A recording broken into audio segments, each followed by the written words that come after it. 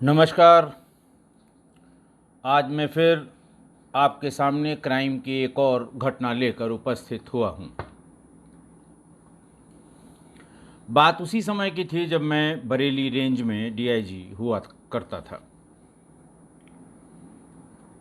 मैंने कई बार बताया है कि मेरे बरेली रेंज में 4 जनपद बरेली, बदायूं, शाहजहांपुर और पीलीभीत थे। यहाँ की कानून व्यवस्था और क्राइम का सुपरविज़न का काम मेरे कार्यालय या मेरे द्वारा किया जाता था। आज की घटना जनपद बदायूं से संबंधित है। थाना है सिविल लाइन।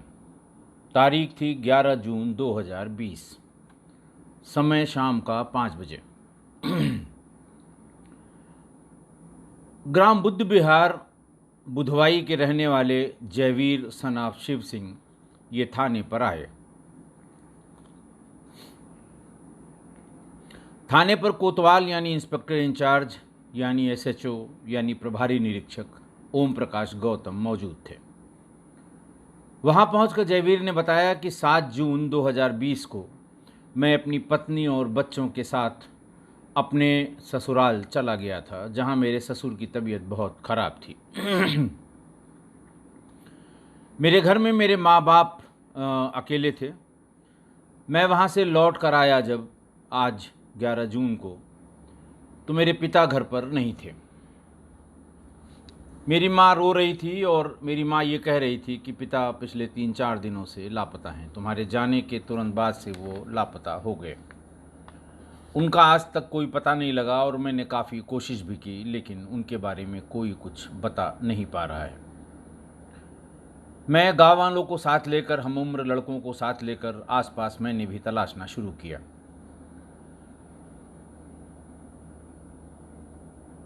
मेरी माँ ने मुझे बताया था कि वो घर से अपने खेत पर जाने के लिए निकले थे, लेकिन संभवतः वहाँ पर नहीं पहुँचे, क्योंकि खेत पर जाकर मैंने भी कोशिश की थी, लेकिन वहाँ पर आने की कोई सूचना नहीं मिली। मैं जब ढूंढने लगा तो मेरे पिता की लाश गांव के ही वीरेंद्र सिंह के खेत में सड़ी गली पड़ी हुई है। मैंने चेहरे और उनके कपड़े से पहचान लिया कि ये मेरे पिता ही हैं, जिनका नाम शिव सिंह था। ओम प्रकाश गौतम जो प्रभारी निरीक्षक यानी कोतवाल थे थाना सिविल लाइन के, उनको समझने में देर नहीं लगी कि हत्या हुई होगी। उन्होंने फ़ौरन एक तहरीर जयवीर से ली और उस तहरीर पर क्राइम नंबर 162/2020 पर धारा 302 और 201 यानी हत्या और हत्या के साक्ष्य को छिपाने या मिटाने की धाराओं में एफआईआर दर्ज कर ली। एफआईआर दर्ज करने की बात की वही फॉर्मेलिटी, वायरलेस से सभी को सूचना देना, अधिकारियों को बताना कि सभी मौके पर पहुँचें, सभी यूनिट्स को बताना कि तत्काल मौके पर पहुँचें, भीड़ है, साक्ष्य मिट जाएंगे या साक्ष्य के ख़त्म होने की संभावना है।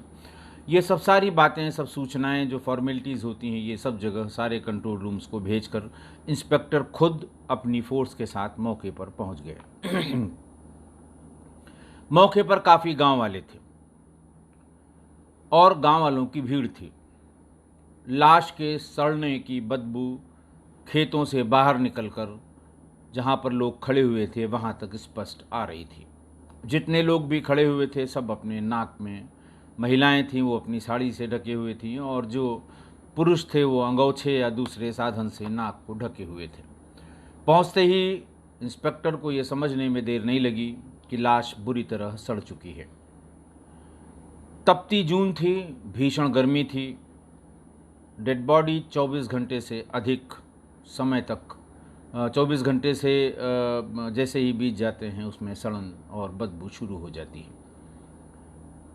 सभी लोग इस बात का सभी लोगों को अंदाज़ा होगा कि उनके घर परिवार रिश्तेदार में जब किसी परिजन की इस तपती धूप में मृत्यु होती है और किसी का वेट करने के लिए बॉडी को एक आध दिन रखना होता है तो उन्हें बर्फ़ की सिल्लियों से अगल बगल ढक के रखा जाता है और आसपास बहुत ढेर सारी अगरबत्ती और धूप बत्ती भी जला दी जाती है, क्योंकि इतना इंतज़ाम करने के बाद भी एटमॉस्फेयर के टेम्परेचर के कारण बॉडी में हल्की हल्की सड़न आने लगती है और वो तो खेत में पड़ी थी, कोई बर्फ़ नहीं, कोई सिल्ली नहीं, दिन का तापमान 40 डिग्री के आसपास, और बॉडी के भीतर का जो लिक्विड है, जो रसायन है, वो उस ताप में बाहर निकलने को आतुर होता है।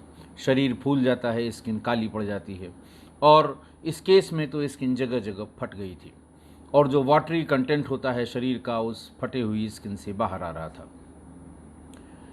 मैं इस बीभत्स दृश्य को आपको इसलिए बता रहा हूँ कि थोड़ी देर बाद ही इन्हीं पुलिस वालों को इस लाश का पंचायतनामा भी करना है, इस लाश को सील भी करना है, और फिर इसको मॉर्चरी के डेस्टिनेशन तक पहुंचाना भी है।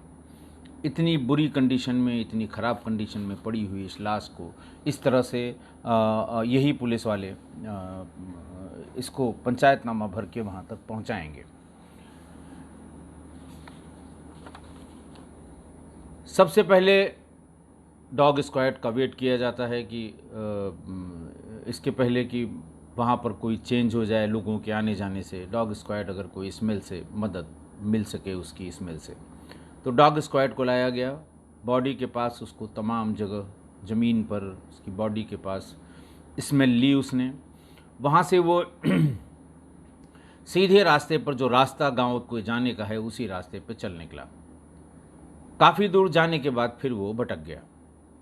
डॉग हैंडलर से इंस्पेक्टर ने पूछा क्या इंटरप्रिटेशन है। उसने कहा साहब देखिए, जो भी कोई आदमी है वो गांव से ही आया है और गांव को ही गया है, तो उसकी डबल स्मेल इसको मिल रही है, इसलिए थोड़ी दूर तक गया। अदरवाइज़ जो ऑब्जेक्ट है या जो सब्जेक्ट है जिसकी स्मेल की हमें ज़रूरत है, जो लाश के पास होनी चाहिए, उसको बॉडी की जो बदबू है उसने ओवर पावर कर दिया, इसलिए वो स्मेल वीक है। लेकिन यहाँ आकर वो स्मेल स्ट्रांग हो जाती ही ये थोड़ी दूर तक स्ट्रेट लाइन में चला है। खैर वो भी अपना काम करके चला गया, लेकिन उसने ये हिदायत की कि क्राइम सीन को प्रिजर्व करके रखिएगा, हो सकता है दोबारा इसकी ज़रूरत पड़े। फील्ड यूनिट के फॉरेंसिक एक्सपर्ट्स ने अपना काम किया। कोई फिजिकल एविडेंस मौके पर नहीं मिला। फोटोग्राफ, वीडियोग्राफ और ब्लड के सैंपल्स, मिट्टी के सैंपल्स लेकर वो भी यूनिट वापस चली गई। सर्विलांस के लोगों ने, क्राइम ब्रांच के लोगों ने कुछ मोबाइल नंबर इकट्ठा किए। मृतक के पास भी एक मोबाइल था जो घर में रहता था, जिसका कभी कभार वो इस्तेमाल करता था। वो, उसके लड़के, उसकी पत्नी, टोला पड़ोसी, आसपास के लोगों के नंबर लेके और फिर वो भी वहाँ से चले गए।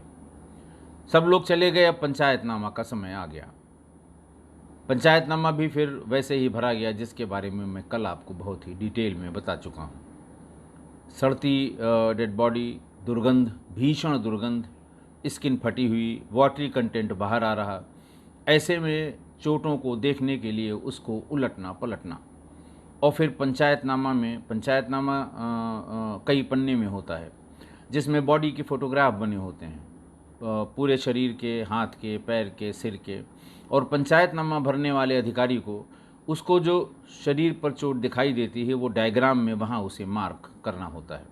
जितनी लंबी चौड़ी चोट उसको नंगी आंखों से दिखाई देगी, उतना ही वो पंचायतनामा में जो लाश के का डायग्राम है उसमें उसको वो मार्क करता है। खैर पंचायतनामा भरा गया, बॉडी सील की गई, बॉडी बैग में रखी गई और गांव से ही एक ट्रैक्टर बुलाया गया, क्योंकि वो न कोई कस्बा था वहाँ पर, न टेम्पो ऑटो चलने की वहाँ कोई सूचना थी, न वहाँ चलते थे। तो किसी को घेर घार के पुलिस वालों ने टेम्पो वाले को बुलवा लिया। टेम्पो में पीछे ट्रॉली में जो पुआल होता है उसको रख के और उसके ऊपर बॉडी रख दी गई, ताकि बॉडी, चूँकि ट्रैक्टर की ट्रॉली में मूवमेंट बहुत होता है, हिलती डुलती बहुत है, गड्ढे में कूद जाती है, तो वो बॉडी इधर उधर न खिसके और बॉडी का कोई नुकसान न हो, सील्ड बॉडी का, इसलिए ढेर सारी पुआल डालकर उसमें बॉडी को रखकर अकेला ट्रैक्टर ड्राइवर वहाँ से बदायूं डिस्ट्रिक्ट हॉस्पिटल के पास जो चीड़घर है, जो पोस्टमार्टम हाउस है, वहाँ के लिए रवाना हो गया। चूँकि बॉडी रात में पहुँची, अगले दिन पोस्टमार्टम होना था। ओपीडी के बाद वही 1 बजे के बाद पोस्टमार्टम भी हुआ। पीएम रिपोर्ट भी रात में थाने पर आ गई। पीएम रिपोर्ट में बताया गया कि cause of death due to asphyxia as a result of strangulation. और एक बात उसमें और थी कि उसके जो चोटें थीं उसमें जांघ की हड्डी यानी ब्रोकन थाई बोन का भी जिक्र पोस्टमार्टम रिपोर्ट में था। यानी कि गला घोटने से या गला घोटने के कारण दम घुटने से व्यक्ति की मृत्यु का होना पोस्टमार्टम रिपोर्ट में अंकित हुआ। फिर वही नॉर्मल रूटीन के अगले दिन सभी के बयान नोट करने के लिए, इन्वेस्टिगेशन को दिशा देने के लिए गांव में पूरी टीम पहुंच गई।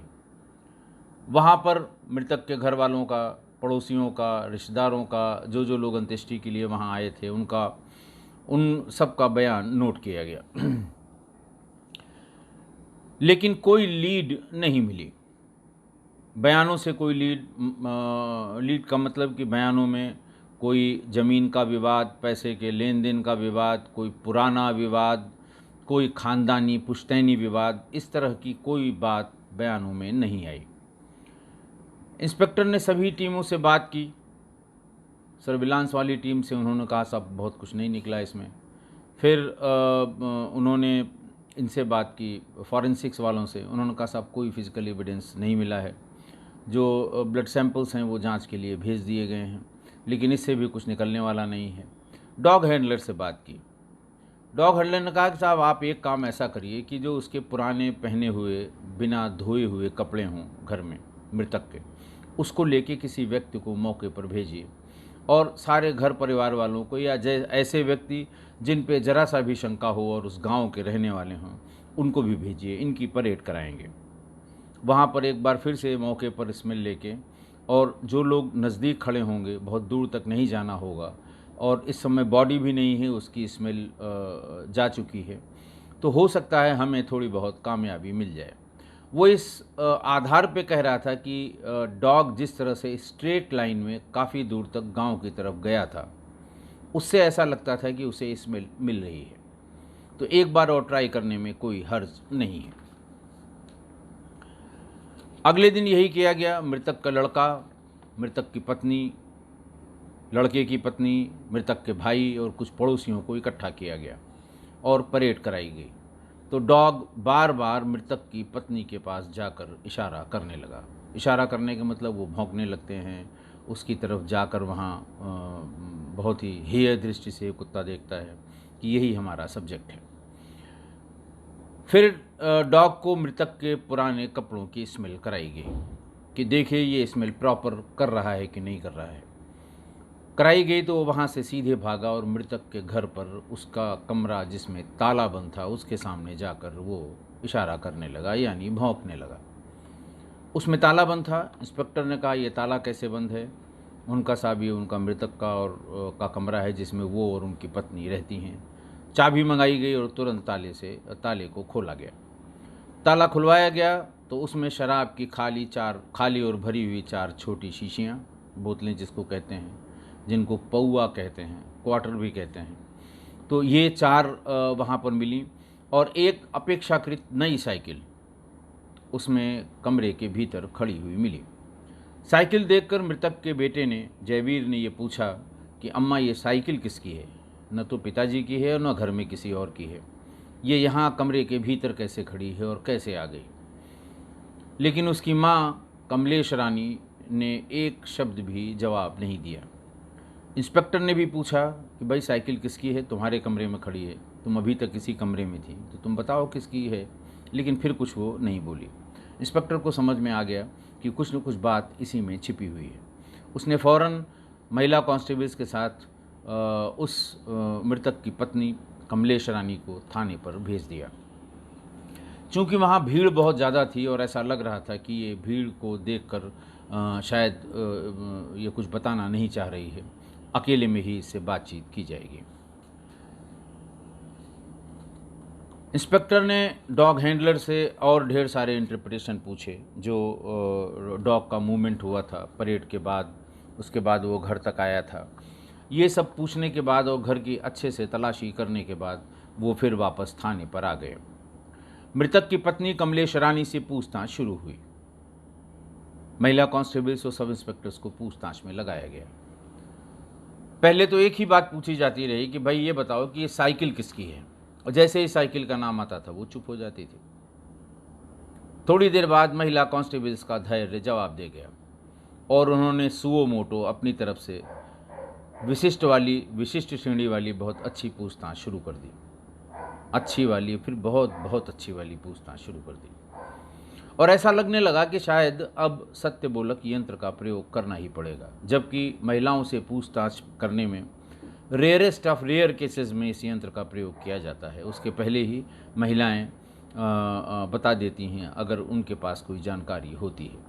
लेकिन इस केस में इसलिए सत्यबोलक यंत्र की बात बार बार वहाँ सब लोग कहने लगे कि साहब इसके कमरे में साइकिल खड़ी है, बाहर से ताला बंद है, बेटा कह रहा है हमारी नहीं है, मेरे पिता की नहीं है, मेरे घर में किसी की नहीं है, तो आखिर ये साइकिल इसके कमरे तक पहुंची तो इसे जानकारी होगी।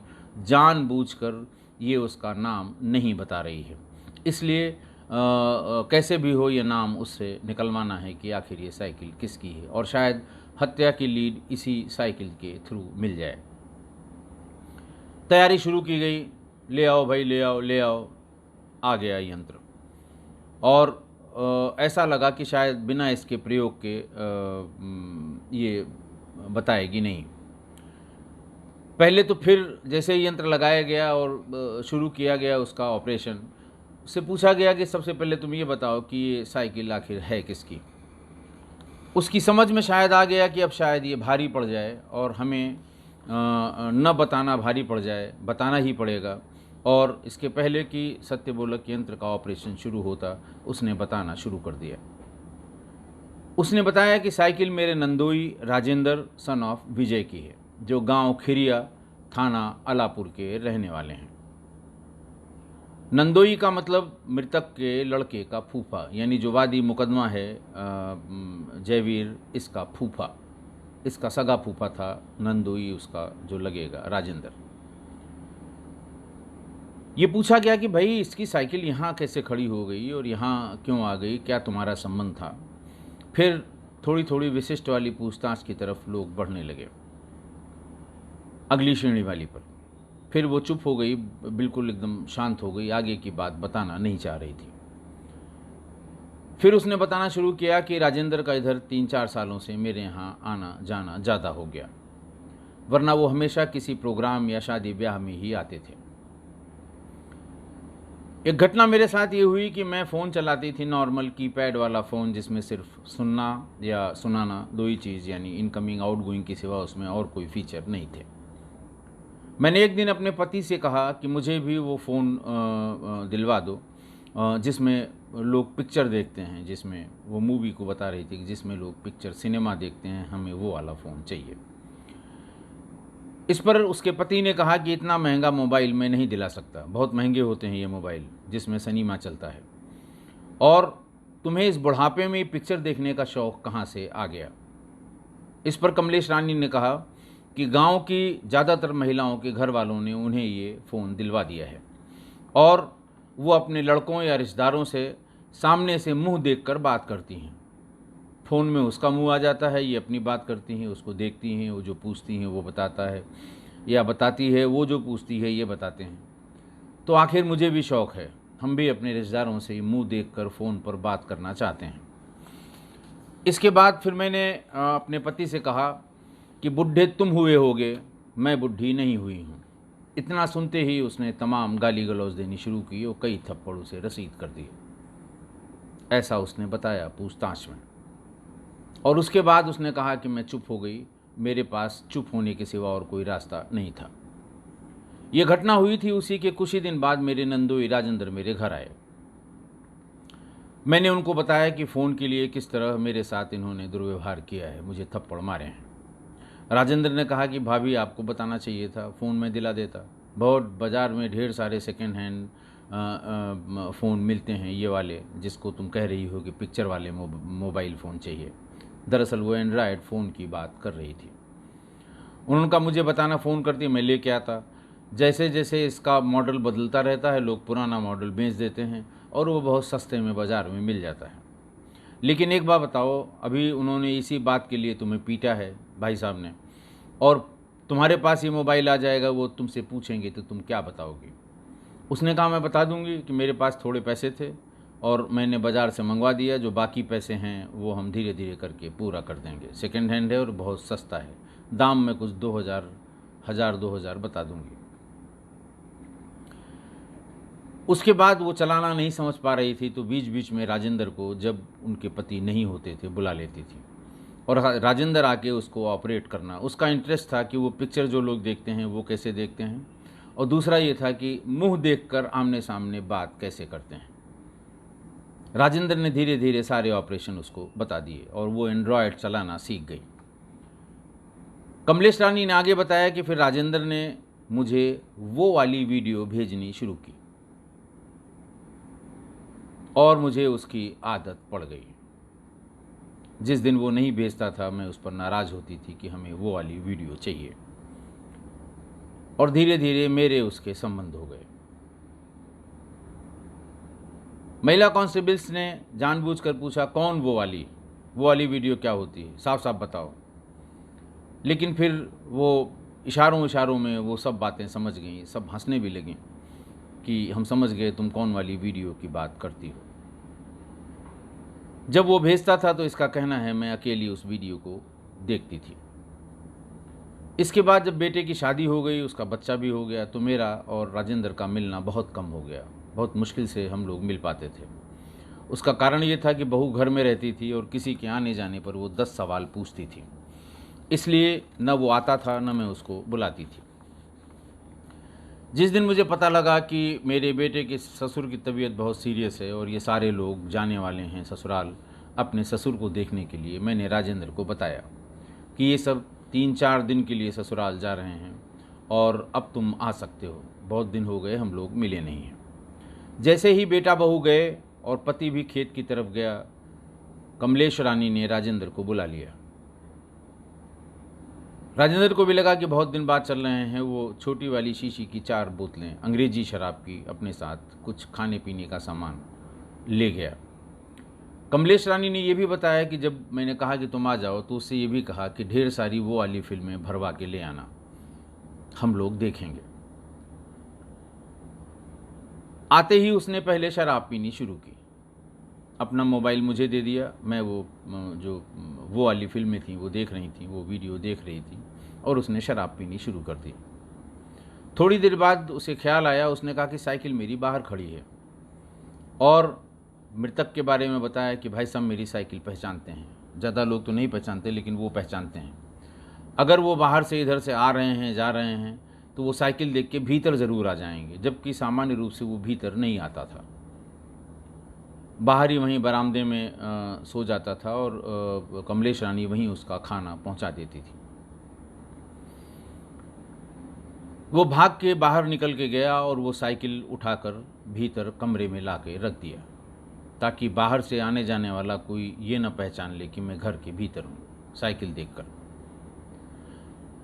लेकिन हड़बड़ी में वो साइकिल लेके भीतर आते समय दरवाजे की कुंडी लगाना भूल गया, सिटकिनी लगाना भूल गया, और वही हुआ जो होना था। शाम को करीब 5:30 बजे दरवाज़ा खुला था। खुला हुआ दरवाज़ा देखकर शिव सिंह सीधे भीतर आ गया और इन दोनों लोगों को, ये दोनों मोबाइल पर देख रहे थे कुछ, इनको देखते ही बिफर गया और दोनों को गाली देने लगा। वो टूट पड़ा राजेंद्र पर, उससे अपनी पत्नी पर, कमलेश रानी पर, और उससे मोबाइल छीन लिया। ज़ोर ज़ोर से गाली देने पर दोनों लोग डर गए कि इतनी ज़ोर से ये चिल्ला रहा है और भद्दी भद्दी गालियाँ दे रहा है, पड़ोसी अगर आ गए तो बहुत दिक्कत होगी। इतने में ही राजेंद्र गुस्से में खड़ा हुआ, बिस्तर से नीचे आया और राजेंद्र ने उसको वहीं पर गिरा लिया। वो चिल्ला रहा था तो एक उसी की पुरानी बनियान जो खूंटी पे टंगी हुई मिल गई, उसको उतार कर फाड़ के उसके मुंह में ठूंस दिया ताकि उसकी आवाज़ न निकलने पाए। फिर वो भागने की कोशिश करने लगा तो कमलेश रानी ने बताया कि मैं उसके ऊपर बैठ गई। वो थोड़ा शरीर से कमज़ोर था, मैं मजबूत थी, मैं उसके ऊपर बैठ गई और इसी बीच में मौका देखकर जो रस्सी एक उसे मिल गई कमरे में ही, उसी रस्सी से उसने मृतक के पैर बांध दिए। फिर भी वो हरकतें करता रहा तो फिर उसे पलटकर पीछे करके दोनों हाथ मैंने बांध दिए, ऐसा कमलेश रानी ने बताया। फिर अपनी साड़ी से उसका गला दोनों लोगों ने खींचकर कस दिया। गला तब तक कसते रहे जब तक कि वो बेहोश नहीं हो गया, लेकिन दरअसल वो मर चुका था। कमलेश रानी ने कहा, हम लोगों को तब भी शक हुआ कि शायद अभी जिंदा है। फिर हम दोनों लोग, दोनों शरीर से भारी थे, एक उसके सीने की तरफ और मैं उसके पैर की तरफ बैठ गई। घंटों हम लोग बैठे रहे। जब हाथ पैर में हल्की हल्की अकड़न शुरू हुई और हमें लगा कि अब ये मर गया, तो हम लोगों ने उसको तख्त के नीचे खिसका दिया। इस मारपीट में, इस उठापटक में कमरे का पूरा सामान इधर उधर बिखर गया था।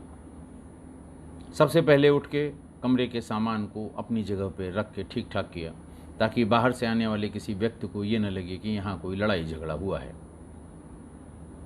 ठीक करने के बाद घर के दरवाजे से बाहर निकलकर राजेंद्र ने ये देखा कि कितनी दूर खेत है, कहाँ ले जाना है, कहाँ फेंकना है, आसपास जो पड़ोसी हैं किसी के यहाँ कोई एक्टिविटी तो नहीं है, कोई देख तो नहीं रहा है, क्योंकि गर्मी का दिन था, सभी लोग अपने अपने घरों के बाहर ही सोते हैं।